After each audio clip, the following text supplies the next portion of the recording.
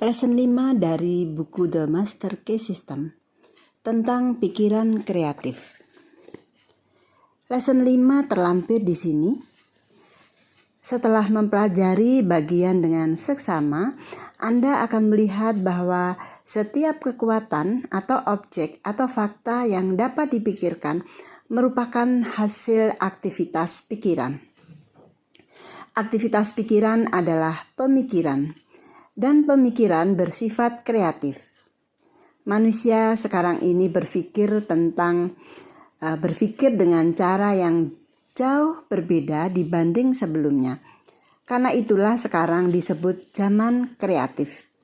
Dan dunia memberikan penghargaan tertinggi kepada para pemikir kreatif itu. Materi itu tak berdaya dan pasif. Pikiran adalah daya, energi, kekuatan.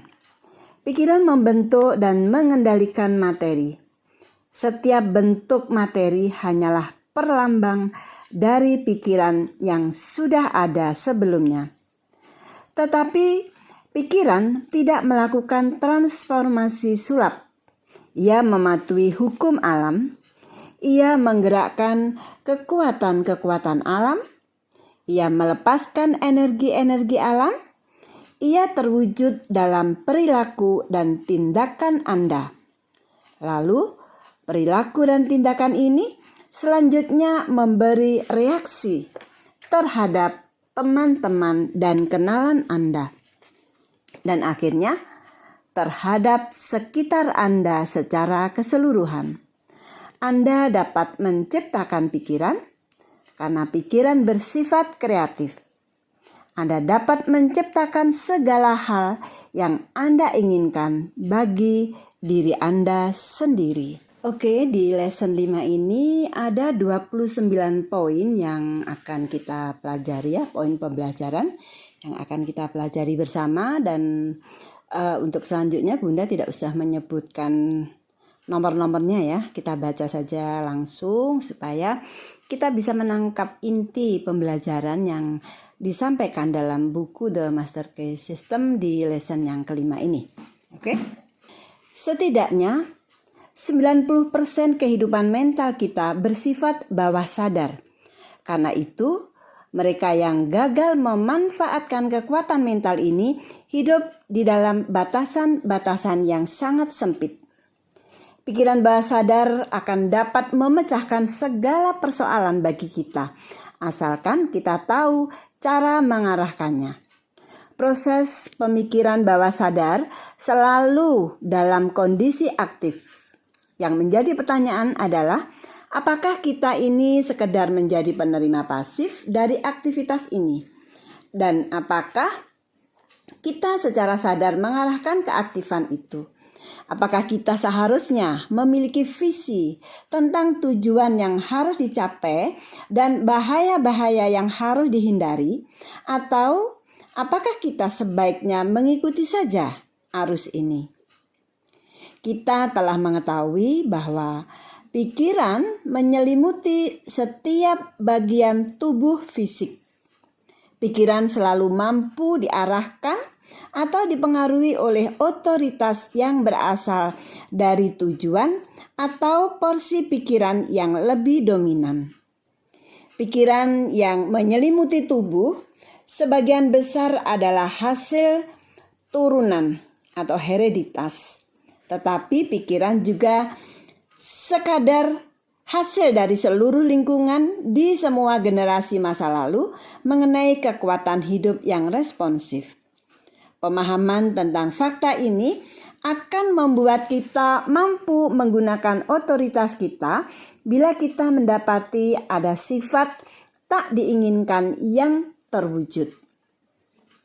Kita dapat secara sadar menggunakan semua sifat baik yang telah kita miliki. Dan kita dapat menekan dan menolak untuk membiarkan sifat-sifat yang tidak baik terwujud. Demikian juga pikiran yang menyelimuti tubuh fisik ini tidak hanya merupakan hasil dari kecenderungan turunan, tetapi juga merupakan hasil dari lingkungan rumah, bisnis, dan sosial yang menerima ribuan kesan, ide, prasangka, dan pikiran serupa.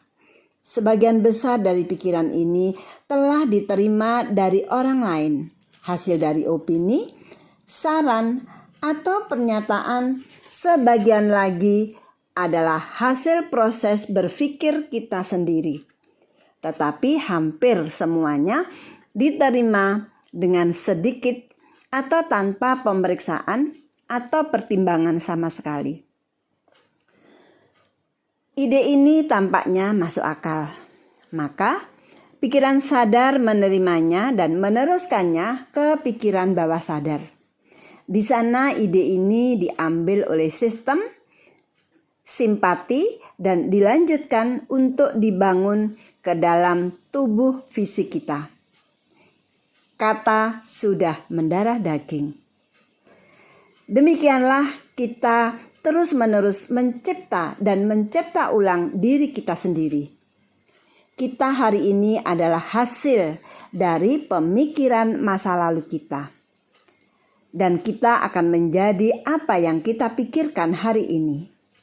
Hukum tarik-menarik membawakan kepada kita bukan apa yang akan kita sukai atau apa yang kita inginkan atau apa yang dimiliki oleh orang lain. Hukum tersebut membawakan kepada kita milik kita sendiri. Apa yang telah kita ciptakan melalui proses pemikiran kita, entah itu secara sadar atau tidak sadar. Sayangnya, kebanyakan dari kita sedang menciptakan hal-hal itu secara tidak sadar. Jika kita membangun rumah untuk kita sendiri, lihatlah betapa berhati-hatinya kita merencanakannya. Kita mempelajari setiap detailnya. Kita memikirkan material dan memilih yang terbaik. Namun betapa sembrononya kita ketika membangun rumah mental kita yang jelas jauh lebih penting. Namun betapa sembrononya kita ketika membangun rumah mental kita yang jelas jauh lebih penting dibanding rumah fisik apapun. Padahal segala hal yang mungkin masuk ke dalam kehidupan kita tergantung pada sifat materi yang masuk ke dalam konstruksi rumah mental kita. Jika kita membangun rumah untuk diri sendiri, lihatlah betapa berhati-hatinya kita merencanakannya. Namun, betapa sembrononya kita ketika kita membangun rumah mental kita yang jelas jauh lebih penting dibanding rumah fisik apapun. Apakah sifat materi ini? Kita telah melihat bahwa ini adalah hasil kesan-kesan yang telah kita kumpulkan di masa lalu dan disimpan di mentalitas bawah sadar kita. Jika kesan-kesan ini adalah rasa takut, cemas, susah, dan khawatir, jika kesan-kesan itu bersifat putus asa, negatif, ragu, maka tekstur materi yang kita rajut hari ini akan menjadi materi negatif yang sama.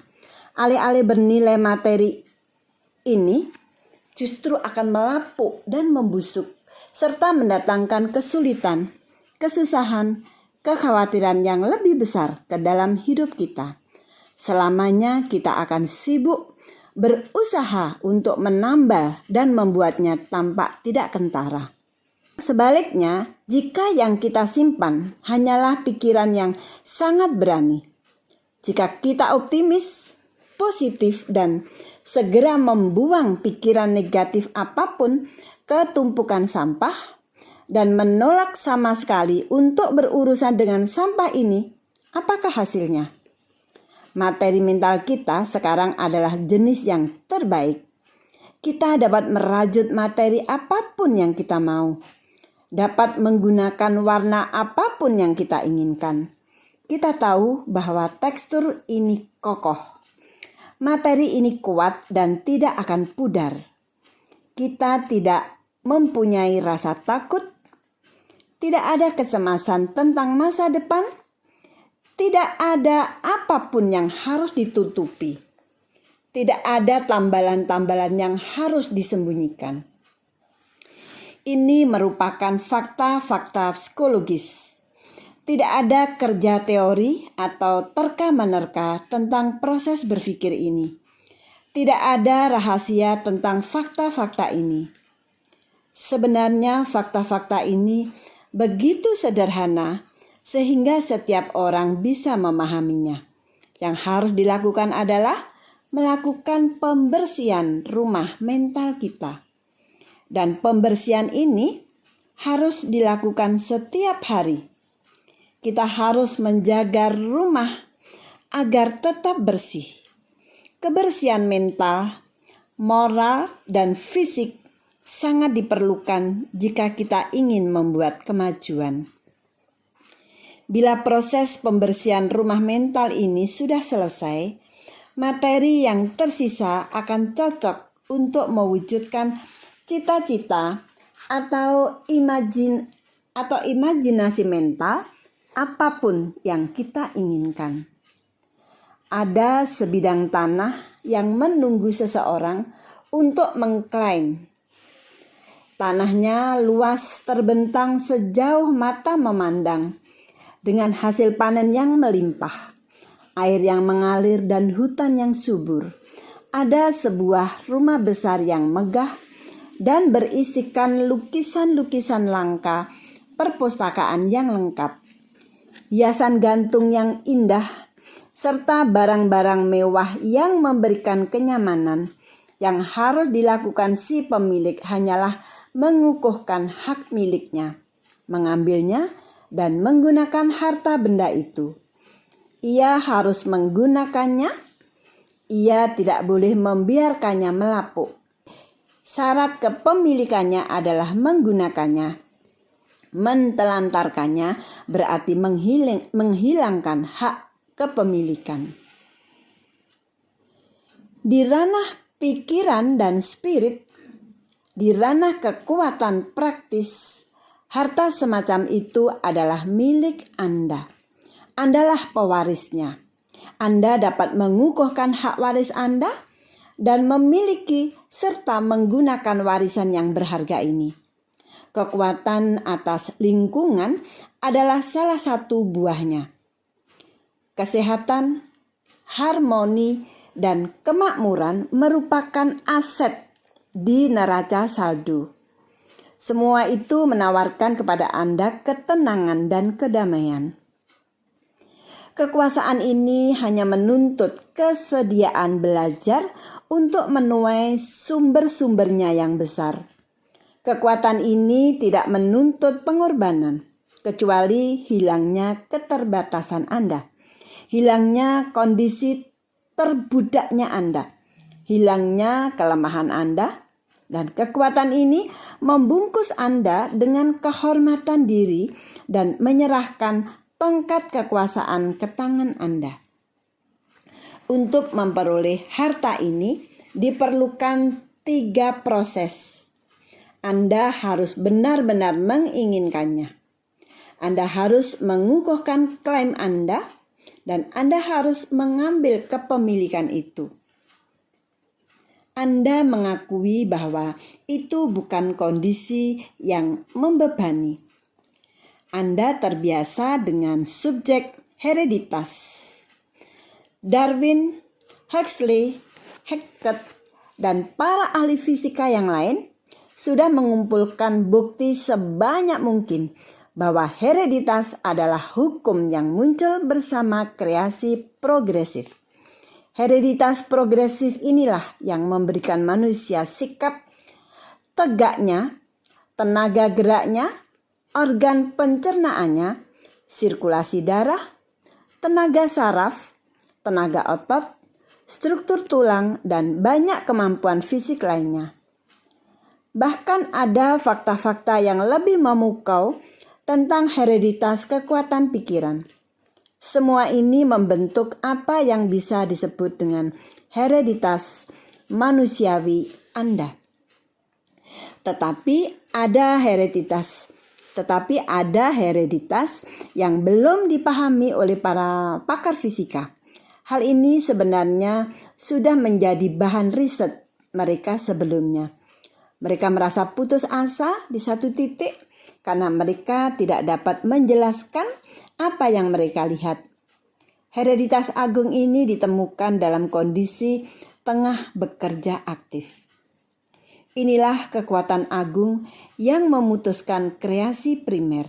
Ia diturunkan dari ilahi langsung ke setiap ciptaan. Itulah yang menghasilkan kehidupan yang tidak bisa atau tidak pernah bisa dilakukan oleh para ilmuwan fisika. Ia berdiri tegak di antara semua kekuatan tertinggi, tak tersentuh. Tidak ada hereditas manusia yang bisa mendekatinya. Tidak ada hereditas manusia yang sepadan dengannya. Hidup tanpa batas ini mengalir melalui Anda dan mewujud dalam diri Anda.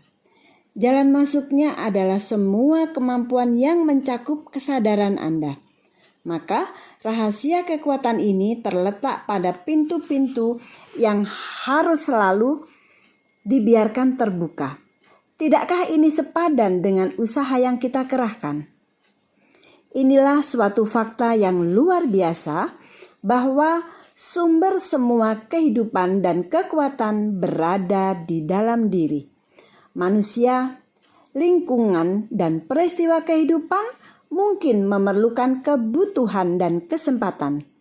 Tetapi kebijaksanaan, kekuatan, dan tekad untuk memenuhi kebutuhan ini akan ditemukan di dalam diri. Hindari kepalsuan. Bangun pondasi yang kokoh untuk kesadaran Anda pada kekuatan-kekuatan yang mengalir langsung dari sumber tak terhingga. Pikiran universal di mana Anda merupakan gambaran dan kesamaannya. Mereka yang telah memiliki warisan ini tidak akan pernah sama lagi.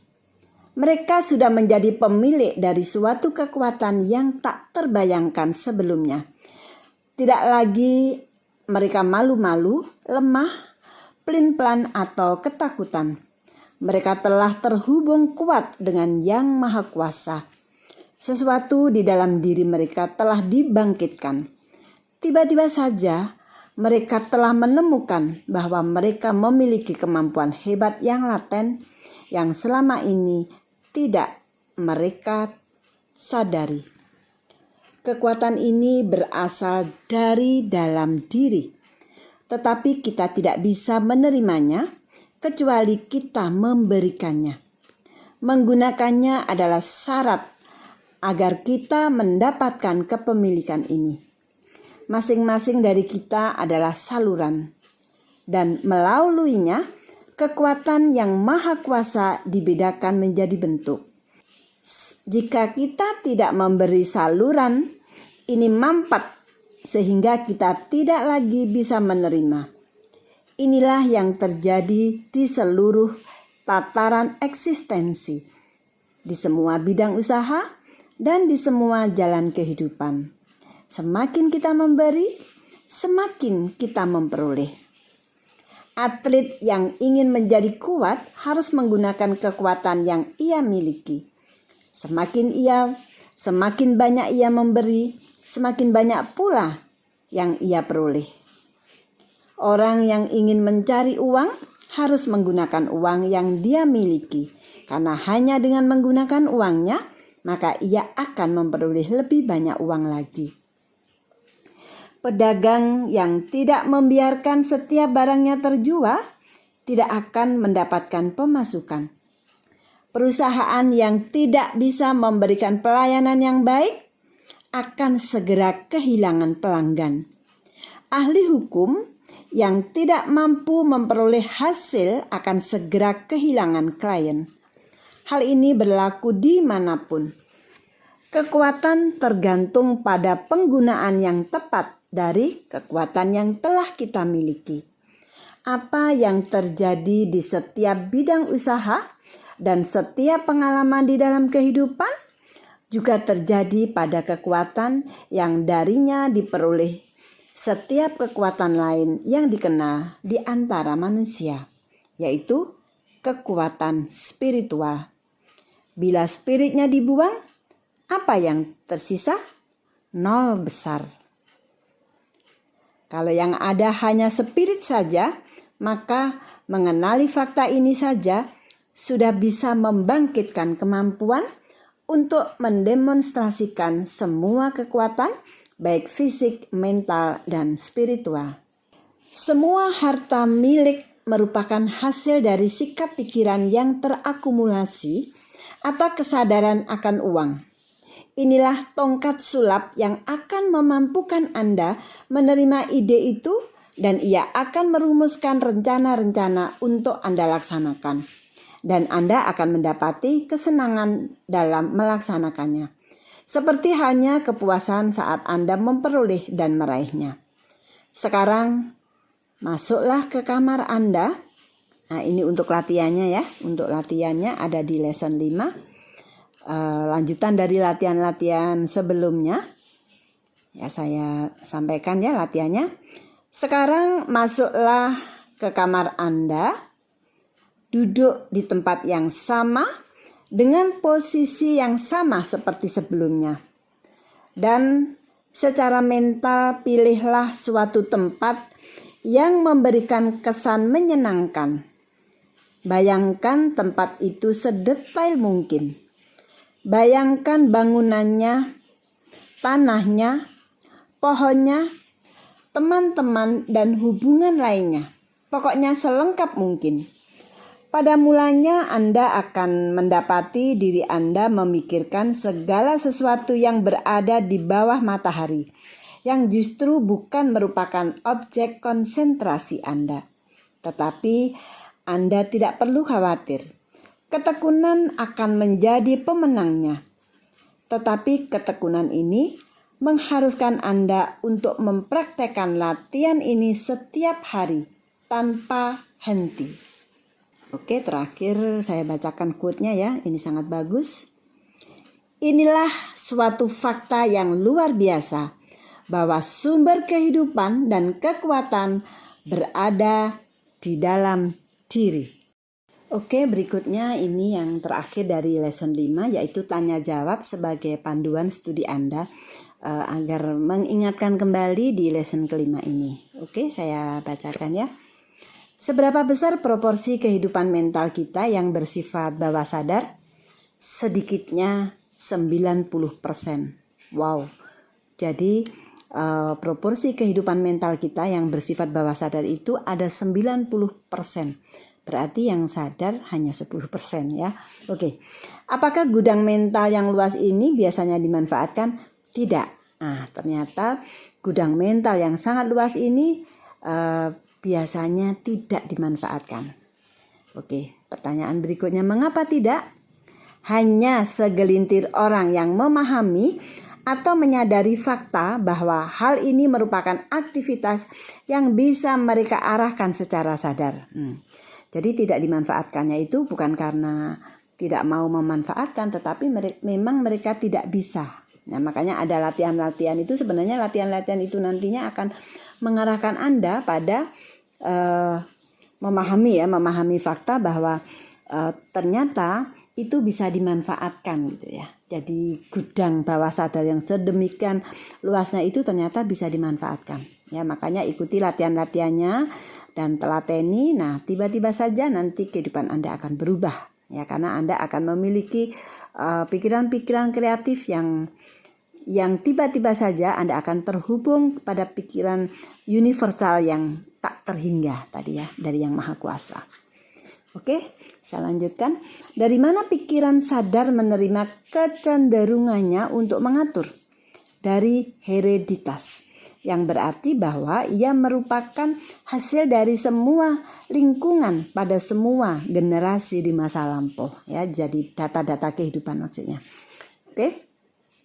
Hukum tarik-menarik ini membawa apa kepada kita? Membawa milik kita. Lanjut, apakah yang disebut milik kita ini? Apa yang merupakan warisan kita, dan ini merupakan hasil dari pemikiran lampau kita, baik yang bersifat sadar maupun bawah sadar. Terbuat dari apa materi yang kita gunakan untuk membangun rumah mental kita? Yaitu terbuat dari pikiran-pikiran yang kita miliki, ya. Materi yang kita gunakan untuk membangun rumah mental kita terbuat dari pikiran-pikiran yang kita miliki. Apakah rahasia kekuatan itu? Rahasia kekuatan itu adalah pengenalan tentang yang maha ada dari yang maha kuasa. Dari mana asalnya? Semua kehidupan dan kekuatan berasal dari dalam diri. Kepemilikan kekuatan itu tergantung pada apa? Tergantung pada penggunaan yang tepat dari kekuatan yang sudah kita miliki. Oke, ini yang terakhir dari lesson 5.